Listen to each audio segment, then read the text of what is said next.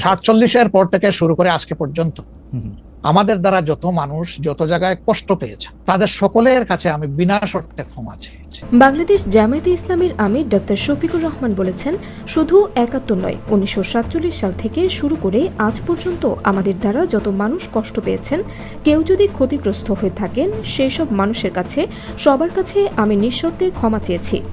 ঠিকানায় খালেদ মহিউদ্দিন নামক একটি টকশো অনুষ্ঠানে এসব কথা বলেন তিনি।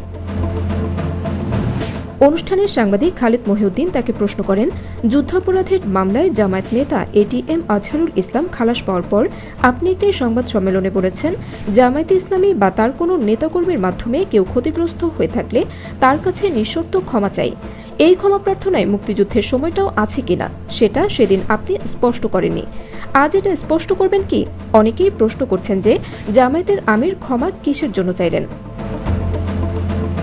এমন প্রশ্নের উত্তরে জামায়াতের আমির ডক্টর শফিকুর রহমান বলেন, শুধু ৭১ নয়, ১৯৪৭ সাল থেকে শুরু করে আজ পর্যন্ত আমাদের দ্বারা যত মানুষ কষ্ট পেয়েছেন, কেউ যদি ক্ষতিগ্রস্ত হয়ে থাকেন, সেই সব মানুষের কাছে তাদের সবার কাছে আমি নিঃশর্তে ক্ষমা চেয়েছি।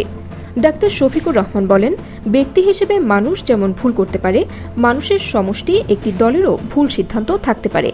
কোনটা ভুল কোনটা সঠিক সেটা ইতিহাস নির্ধারণ করবে। আজ যেটাকে ভুল বলা হচ্ছে, কাল সেটাই হয়তো সবচেয়ে বড় সঠিক হিসেবে প্রমাণিত হবে। দলের ভুল নিয়ে তিনি আরও বলেন, আমরা আদর্শবাদী একটি দল, আমরা বিশ্বাস করি আমরা মানুষ, ভুলের ঊর্ধ্বে নই। আমাদের দ্বারা, আমাদের সহকর্মীদের দ্বারা মানুষ বিভিন্ন ক্ষেত্রে কষ্ট পেতে পারে, ক্ষতিগ্রস্ত হতে পারে। আমি সবকিছুর জন্য কোনো শর্ত আরোপ না করেই মাফ চেয়েছি। মাফ চাওয়া প্রসঙ্গে জামায়াতের আমির বলেন, মাফ চাওয়ার মধ্যে কোনো পরাজয় নেই, লজ্জা নেই। আমার মানবিক মূল্যবোধ এবং দায়িত্বের জায়গা থেকে মাফ চেয়েছি।